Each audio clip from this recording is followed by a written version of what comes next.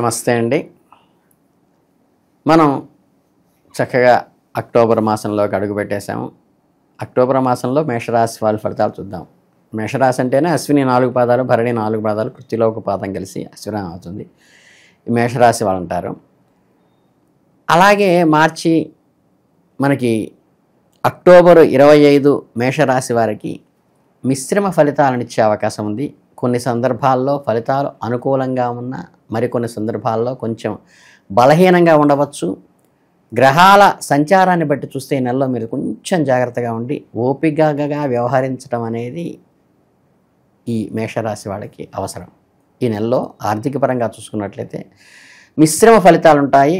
ఆదాయానికి అధిపతి అయిన శని బలహీన స్థితిలో ఉన్నాడు.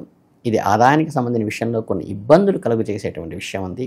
రాహు మీ 11వ ఇంట్లో సంచరించడం వల్ల కొన్ని ఊహించిన లాభాలు, గతంలో చేసిన పెట్టుబడుల నుంచి మంచి ఫలితాలు వచ్చే అవకాశం కూడా ఉంది. అలాగే మీ కెరీర్ పరంగా చూసుకుంటే చిన్న చిన్న ఇబ్బందులు ఎదురయ్యే అవకాశం ఉంది. ఉద్యోగానికి గృహానికి అధిపతి అయిన శని ఈ నెలలో 12వ ఇంట్లో వ్యయస్థానంలో ఉండటం వల్ల మీ పనిలో కొన్ని ఆలస్యాలు, ఆటంకాలు ఎదుర్కొనవచ్చు. మీరు ఒక బహుళజాతి కంపెనీలో పనిచేస్తున్నట్లయితే కనుక మీ వ్యాపార విదేశాల్లో సంబంధం కలిగి ఉంటే కొన్ని లాభాలు కూడా ఆశించేటువంటి అవకాశం ఈ గ్రహస్థితి వల్ల ఉంది. మొత్తం మీద మీ 10వ ఇంటి అధిపతి స్థానం అంత అనుకూలంగా లేదు. కాకపోతే ఈ 6వ ఇంటి అధిపతి అయినటువంటి బుధుడు నెలలో మొదటి 3 రోజులు మాత్రమే అనుకూలంగా ఉన్నారు. అక్టోబర్ 3 నుంచి 24 వరకు ఉద్యోగంలో కొన్ని మార్పులు, ఒత్తిడులు ఉండవచ్చు. ఈ సమయంలో మీ సహోద్యోగులతో సంబంధాలు కొంత గందరగోళంగా ఉండవచ్చు. ఈ సమయంలో ఓపికతో వ్యవహరిస్తే అక్టోబర్ 24 తర్వాత పరిస్థితులు మెరుగుపడతాయి. అప్పుడు మీరు బాధ్యతను మరింత నైపుణ్యంగా నిర్వహించే అవకాశం గ్రహస్థితి కలిగిస్తోంది.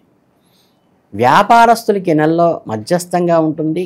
మీ వ్యాపార భాగస్వామ్యాల స్థానాల అధిపతి అయినటువంటి కుజుడు మరియు దశమ స్థానాధిపతి అయిన బలహీనంగా ఉన్నందున బుధుడు కూడా ఎక్కువ బలహీనంగా ఉన్నందున ఈ నెలలో వ్యాపారంలో ఎలాంటి రిస్కులు తీసుకోకుండా ఉండటం మంచిది. పెద్ద పెట్టుబడులు పెట్టడం, కొత్త ఒప్పందాలు చేసుకోవడం కూడా ఈ సమయంలో మానుకోవటం మంచిది. అలాగే మేషరాశి వారు అక్టోబర్ నెలలో ఆరోగ్యపరంగా చూసుకున్నట్లయితే ఈ రాశివారు ఆరోగ్యం విషయంలో ఈ నెలలో కొంచెం జాగ్రత్తగా ఉండాలి. మీ రాశికి అధిపతి అయిన కుజుడు అక్టోబర్ 27 వరకు 7వ ఇంట్లో ఉంటాడు. ఇది పెద్ద సమస్యలు రాకుండా అడ్డుకున్న చిన్న చిన్న ఆరోగ్య సమస్యలు కలిగించవచ్చు. మీరు కొంచెం కోపాన్ని నియంత్రించుకోవాలి. మీ శరీరానికి మించి కష్టపడబాకండి. ఒత్తిడిని తగ్గించుకోవడానికి ప్రయత్నించండి. అక్టోబర్ 27 తర్వాత మీ ఆరోగ్యంపై మరింత శ్రద్ధ పెట్టాలి. ఈ నెలలో సమతుల్య ఆహారాన్ని తీసుకోవటం చాలా ముఖ్యం. ప్రేమ, వివాహము, వ్యక్తిగత సంబంధాల విషయంలో ఈ నెలలో మిశ్రమ ఫలితాలుంటాయి. మీ 5వ ఇంటి అధిపతి అయిన సూర్యుడు మొదటి భాగంలో అనుకూలంగా ఉంటాడు. అక్టోబర్ 17 తర్వాత సూర్యుడు మీ 7వ ఇంట్లో బలహీన స్థితిలో ప్రవేశిస్తాడు. ఒకవైపు ఇది అంత మంచిది కానప్పటికీ కూడా పంచమ స్థానాధిపతి సప్తమాధిపతిలో ఉండటం వలన వివాహాలకు మధ్య సంబంధం ఏర్పడుతుంది. ప్రేమ వివాహం చేసుకోవాలనుకునే వారికి అక్టోబర్ 17 తర్వాత నిర్ణయం తీసుకోవటం చాలా మంచిది. మీ భాగస్వామితో కొన్ని లోపాలు కల్పించిన, అసంతృప్తి కలిగిన వాటి వ్యక్తిత్వాన్ని, ప్రవర్తనని కూడా పరిగణలోకి తీసుకుని చాలా దగ్గరగా తీసుకోవటం అవసరం. వివాహ విషయాలకు అంత అనుకూలంగా లేదు. అక్టోబర్ 27 వరకు కుజుడు 7వ ఇంట్లో ఉండటం వల్ల వైవాహిక జీవితంలో కొన్ని సమస్యలు తలెత్తవచ్చు.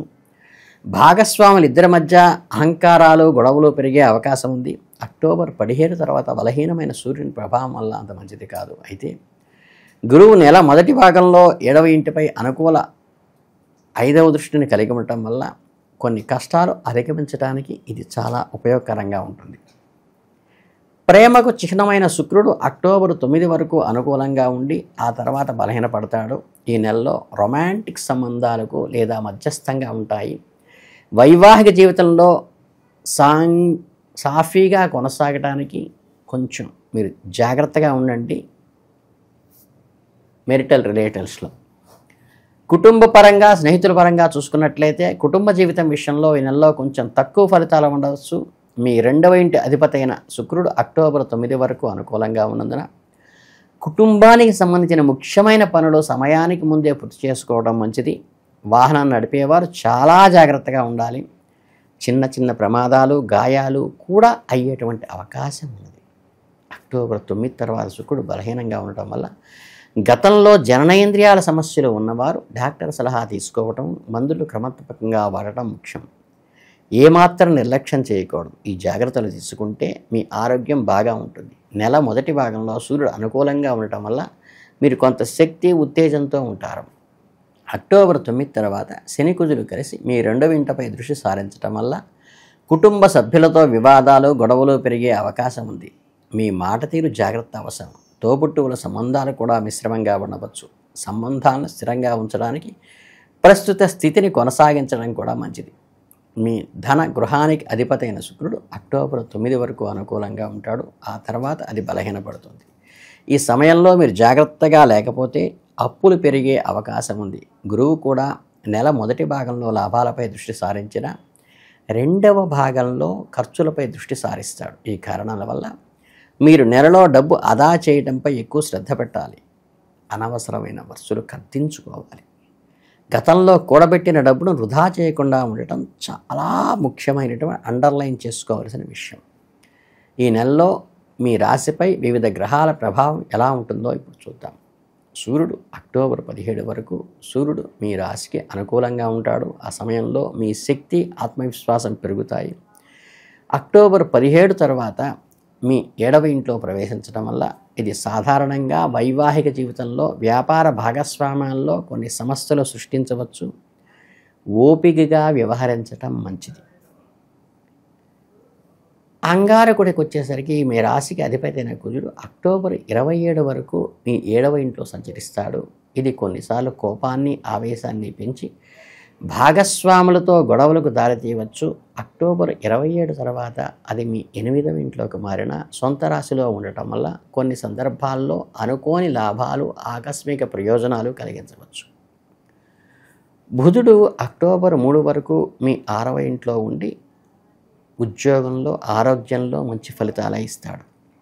అక్టోబర్ 3 నుండి 24 వరకు 7వ ఇంట్లో ప్రవేశించడం వల్ల భాగస్వామ్య సంబంధాల్లో కొన్ని అపార్థాలకు, కమ్యూనికేషన్ సమస్యలు రావచ్చు. అక్టోబర్ 24 తర్వాత బుధుడు మీ 8వ ఇంట్లో పెరగడం వల్ల పరిశోధన, గూఢచర్య పనులు లేదా వారసత్వ విషయాల్లో మెరుగైన ఫలితాలు వస్తాయి. కనుక వారసుల ద్వారా లాభం చేకూరుతుంది. ఇక బృహస్పతి విషయానికి వస్తే ఈ నెలలో మొదటి భాగంలో మీ 3వ స్థానంలో ఉండి నక్షత్రంలో సంచరిస్తాడు, సొంత నక్షత్రంలో. దీనివల్ల ప్రయాణంలో చిన్నపాటి ప్రయాణాలు కానీ, సోదరులతో సంబంధాలు కానీ భాతృస్థానంలో. 2వ భాగంలో 4వ ఇంట్లోకి మారటం వల్ల ఈ సంచారం కుటుంబ జీవితంలోనూ, ఇంటికి సంబంధించిన విషయాల్లోనూ చిన్నపాటి సమస్యలు కలగవచ్చు. మొత్తం మీద గురువు వల్ల మీకు మధ్యస్థ ఫలితాలు ఉంటాయి. కొంతవరకు శుభంగానే ఉంటుంది. అక్టోబర్ 9 వరకు శుక్రుడు మీ 5వ ఇంట్లో ఉండి పంచమ స్థానంలో ప్రేమ వ్యవహారాలు, పిల్లలు మరియు సృజనాత్మక రంగాల్లో మంచి ఫలితాలు ఇస్తాడు. ఆ తర్వాత అది బలహీన స్థితిలో 6వ ఇంట్లో ప్రవేశించడం వల్ల అప్పులు, శత్రువులు, ప్రతికూల ఫలితాలు కూడా ఏర్పడవచ్చు. గృహ జీవితంలో ఈ నెల మీకు అనుకూలమైన ఫలితాలు ఉంటాయి. 4వ ఇంటిపై ఎటువంటి పెద్ద గ్రహాల ప్రభావం లేదు. గురువు 4వ ఇంట్లోకి మారటం వల్ల నెల 2వ భాగంలో చిన్నపాటి సమస్యలు ఉండవచ్చు. గురువు సహజంగానే శుభగ్రహం కాబట్టి పెద్ద సమస్యలు రావు. కుటుంబ జీవితం కొంచెం బలహీనంగా ఉన్నప్పటికీ గృహ జీవితం సామరస్యం కోసం ఈ నెల అనుకూలంగానే ఉంటుంది.